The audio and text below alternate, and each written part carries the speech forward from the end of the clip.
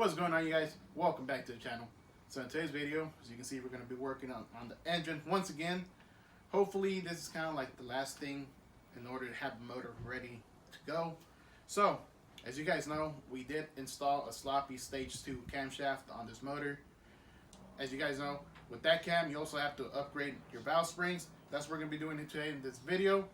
They recommend going with pac1218 valve springs, 600 lift. So that's what we got here.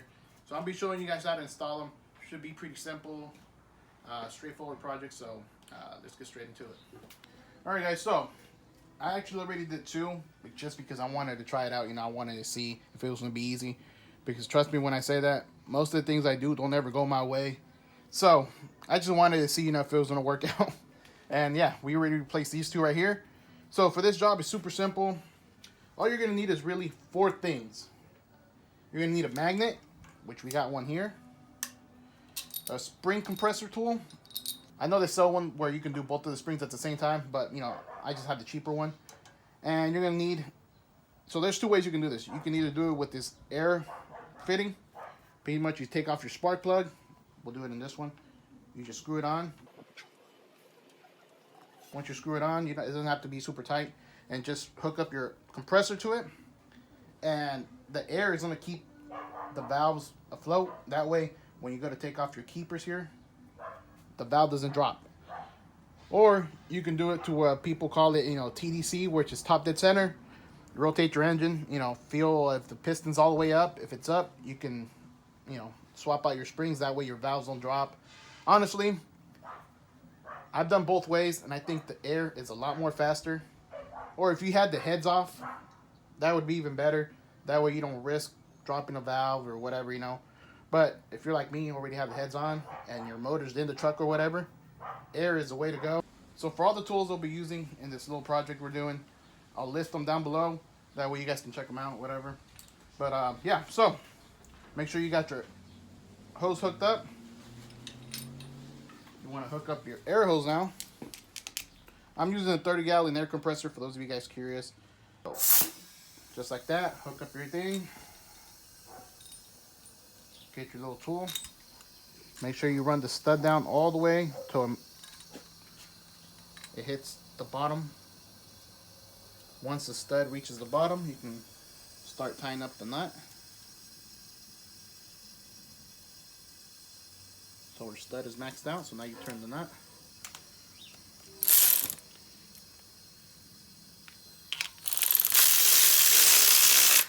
Press it down. Be careful not to drop these. Just like that. You really don't want to drop them in the heads either. So once you got the keepers out, back it out. Just like that. And we can just take off the nut since we are going to be putting the new spring back on. Take off the top hat. Get your new one. Make sure you place the spring in the right way. You can see this is where this top hat's gonna sit on. But you face it this way, it's all loose. So always remember, the bigger opening goes towards the bottom. Top hat. Now we can compress it back down. Trying to be quick with this because I don't want the compressor kicking back on and then you guys won't be able to hear me, so just trying to get it done. Now make sure you center out the spring.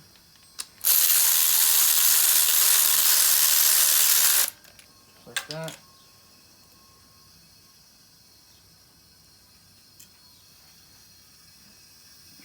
Looks like we have to go down a little bit more. Just like that.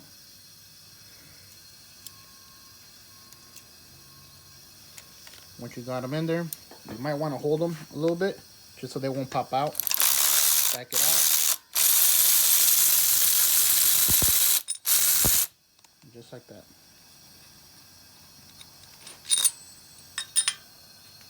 So it's not too bad. For each spark plug hole, you're going to be able to do 2 springs at a time. So obviously you got 4 spark plugs on each side. By applying air to this spark plug, you can do both of them. So Now moving on to the next.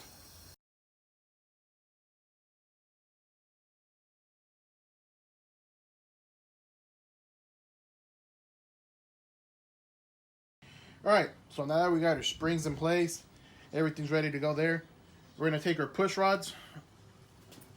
Before you guys ask me, these are stock length push rods. They're 7.4 long, 5/16 diameter.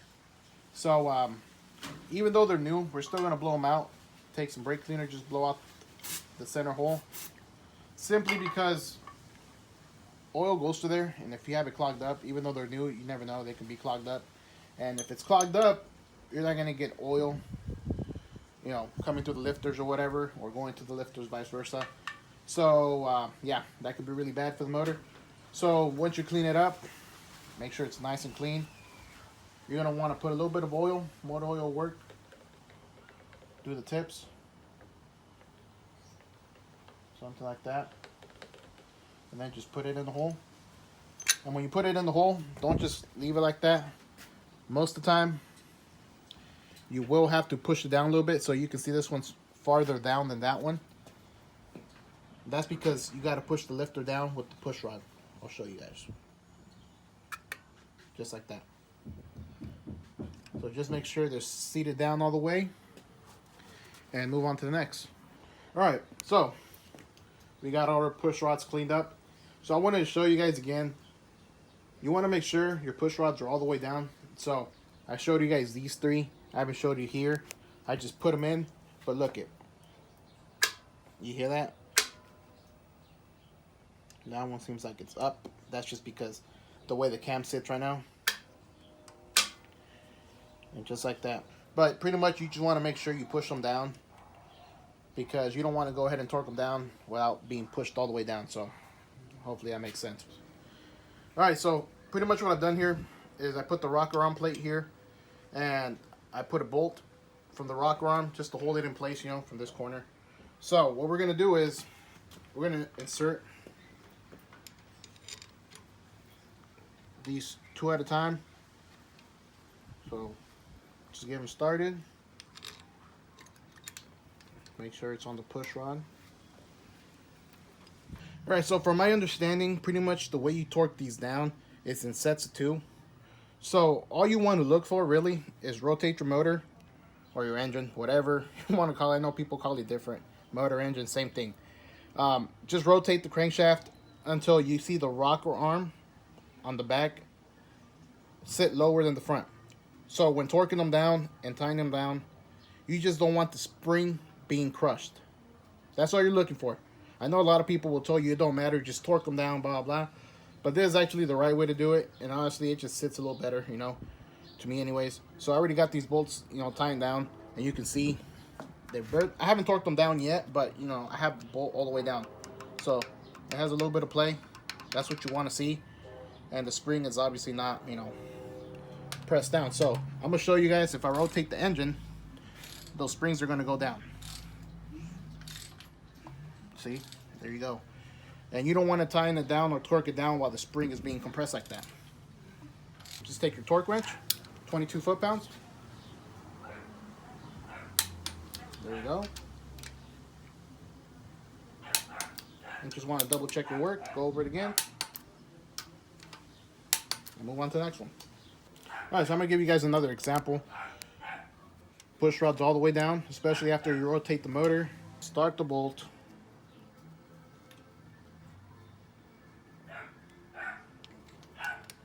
Make sure the push rod is in the hole of the rocker arm.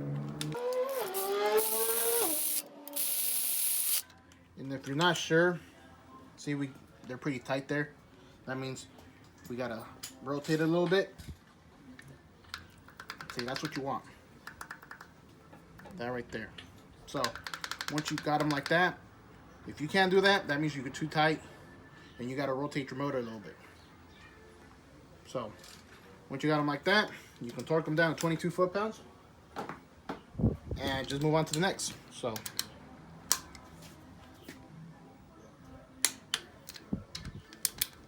there's really no right or wrong way of doing it.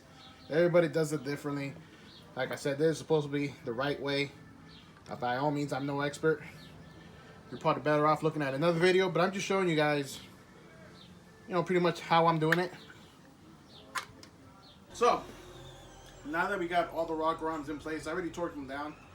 You know, you're doing that as you're going, right?